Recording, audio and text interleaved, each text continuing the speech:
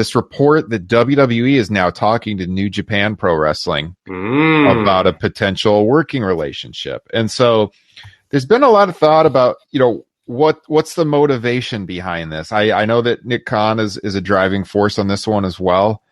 So like, why would they do this? People are saying, are they trying to like undermine AEW because AEW opened the door? Are they trying to maybe satisfy Daniel Bryan and keep him around because he could do some of the dream matches with New Japan talent that he would want to? There's a lot of prospective matchups. This would be very, very exciting. I don't care if you're more of a WWE fan, more of an AEW fan.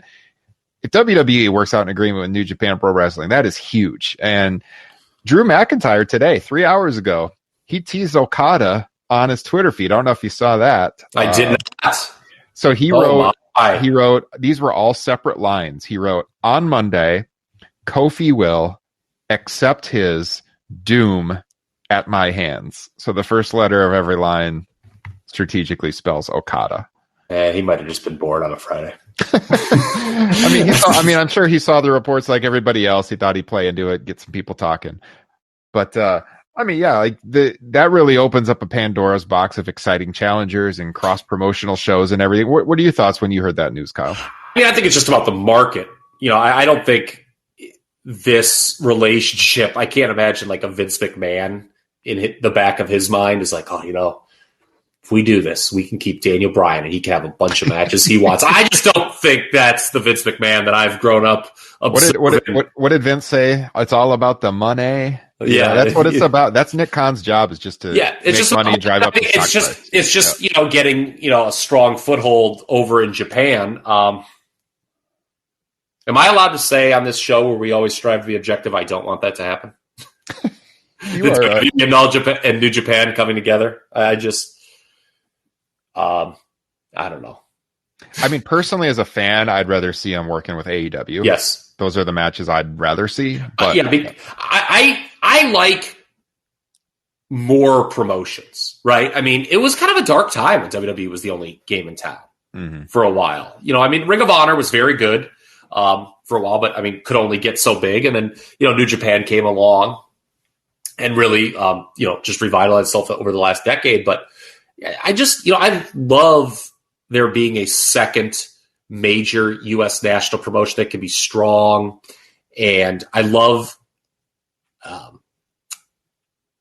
alternatives to WWE. And, New Japan's just another alternative. It's obviously not a U.S. based company, but I just like watching alternatives to the WWE. I don't want everything being under the the WWE umbrella. One of the things that could hurt AEW is we heard the reports. It took a long time for that forbidden door to open at all, before we got Kenta showing up. And there was definitely some bad blood there between, the way the Bucks and Omega and everyone left. And the two sides were not getting along at all. Now it seems like they've had this amicable opening, but, WWE, if they present something that New Japan is interested in, maybe they're more likely to take that offer. Well, and the WWE can present more of the one thing that everybody likes most. And that's more money and more eyeballs. That's the bottom line. So, I don't know. I saw that and I was like, oh God, I don't think I want that, to be honest with you. But like you said, it would potentially have more fresh matchups. But the idea that the stars of New Japan would be put on Raw and SmackDown and be presented even close to equals, dude, they have the top WWE stars is laughable. Well, look at Nakamura, right? One of the biggest New Japan stars of this century, and most of his main roster run has been pretty damn forgettable. Yeah, you're right. At first, he was presented as a star. It was considered this big thing, right? People were writing think pieces that WWE has changed the way it presents Japanese wrestlers now, right? I think David Bixenspan wrote something about that on Deadspin. And, we all thought that. And then, look at him now. But, dude, Vince got Ric Flair in 1991 and didn't want to promote him as equal to, his top guys. They everyone laughed at that, cartoon belt he was carrying. Oh, that's not a real belt. They acted like he was carrying around a replica title when he first showed up. So, I just don't see that happening. I see, Okada coming in and losing to Baron Corbin on SmackDown. Oh God. Don't do this to me. I'm going to bang my head against the wall.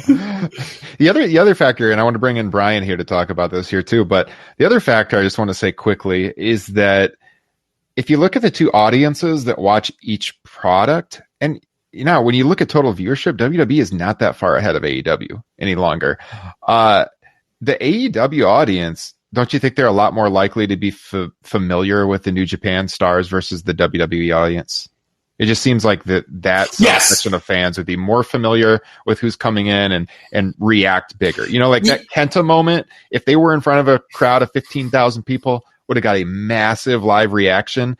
WWE, of course, he already worked there, but insert any other, and again, a guy that, he had some bad luck with injuries and everything, but had a forgettable run. But insert any New Japan star, and you bring them out in front of the WWE, like Will Ospreay, okay? Will Ospreay shows up on Raw, or Will Ospreay shows up on AEW, or even freaking Tanahashi. Where are they going to get a bigger reaction? It's obviously AEW, right? Yeah, you're right. Like the difference of the two audiences, WWE versus AEW, like the people who comprise, maybe I'm wrong on this, I don't know, but like the more casual wrestling fan that, causes WWE to have more overall eyeballs than AEW. Those are the people that are just like not aware of what's going on. They just don't care. Maybe they don't have time. They only want to invest so many hours. So they just think WWE is the big time, which it is. And they don't care to watch smaller promotions. So you're right. Yeah, obviously. And that's the way it's always been. Mm-hmm. If people show up somewhere smaller, they can get a bigger reaction. Yeah. Brian, let's bring you on here, Brian, and then we're going to get Dan involved as well. Brian, what are your thoughts on this topic? I've got a lot, so I'll try to be really quick. So I have one fear / worry. So I think everybody's pretty aware New Japan as an organization is not doing well right now. Correct. I fear there's a pit in my stomach. Vince could be very cynical and just piss on everybody's parade. He might money whip and say, I'm going to just buy this organization outright. That is the biggest fear, because you look at where they're at right now, they have done, it's not good over there at all right now. So they've been hurting for over a year now. I don't know what their net worth is. I don't know what their finances look like. And obviously, we've had Kenta and other folks jump in to AEW and now Impact. That's great. But I just, as an organization, how bad are they hurting right now, and are they just over it? Now, I think they're, like, as far as just that feel from the Japan fan, I think they would be irate if that happened. So that's just, like, one thing I thought about. But, like, there's a problem just across, like, North America anyway. If you don't speak fluent English, you're not going to get over.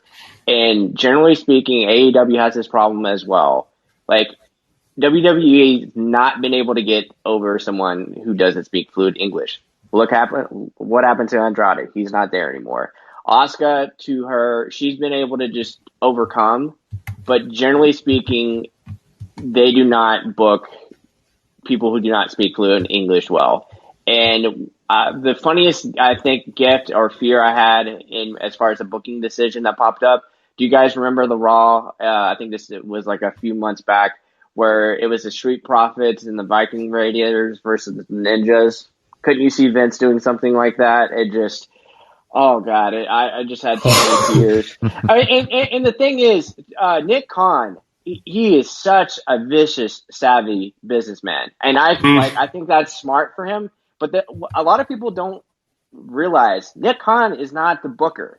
There's this crazy 80-year-old man that's going to book all these people. And let me tell you, fellas, like, Okada and Drew might sound good on paper, but Okada ain't going over, man. You already know what's going to happen there. Like, just for example, like, look what happened when Vince brought up all those NXT guys. Like, look what Drew did to Walter. Like, you know what I mean? Like, got the box treatment. Exactly. That's what I'm saying. And I wonder, this is going to really show, like, okay, does money actually matter to, like, a particular organization? Or just because there's so many people over there, you've got Kenta, obviously Jay White has been, speculated as supposedly coming to WE. I wonder if they're going to say, we do not want to work with these people because if let's say Daniel Bryan goes over to New Japan, right? Maybe Vince isn't watching at 2 or 3 o'clock in the morning. Maybe that's like the 1 hour he's actually going to sleep, and he may not care. Daniel Bryan's losing, but I just don't want to. I would hate for New Japan to do this move because I feel like it's going to be. I still have PTSD from the invasion. I really don't want that for these guys. And I love Will Ospreay. I love Okada. Koda's been over there, and I know he's probably like they work a specific style. I think it would be so indicting for them to say your style is wrong. You have to work our style. And that's what they would do. I mean, that's what NXT does. NXT's not a developmental thing anymore. Basically, it beats out the individuality or what you learned elsewhere and makes you work a WWE style. Look at LA Knight, Kyle. How old is LA Knight? LA Knight is 38 years old, and he is in the developmental system. Because you have to, if you don't play by their rules or playbook, you're not going anywhere. And he's currently begging to be the protege of Ted DiBiase in one of the saddest storylines of 2021. Oh, man. Yeah, Brian, we talked about, years ago on our show when they first brought Nakamura up to the main roster. To your point about if you don't speak fluent English, I think that's very, very true with the way that WWE presents their product. And they oftentimes force people into bad situations. You remember when Nakamura came up and they had him cutting those promos every week and they were hard to understand, and we would always be on our podcast saying like, this is undermining him. Why are they even doing this? The guy doesn't actually need to talk. There's he doesn't have to talk at all. Just let him go out there and kick ass. But they would insist on him cutting these goofy promos, and I think it was to his detriment. I mean, look at most of his main roster run has been incredibly forgettable. And so, yeah, the idea that they would competently book it, even with the top stars in New Japan, who, frankly, a lot of the people in the company just aren't that familiar with, and the fans certainly aren't either. I think there's going to be some challenges there, to say the least. There's no way that you would maximize the potential of those matches in WWE. Again, let's go back. Really, I'll date myself. They didn't get max the potential of Hulk Hogan versus Ric Flair in 1991 because Ric Flair, they didn't know how to properly portray him as an outsider. And that's Ric Flair. Everybody knew who Ric Flair was in 1991.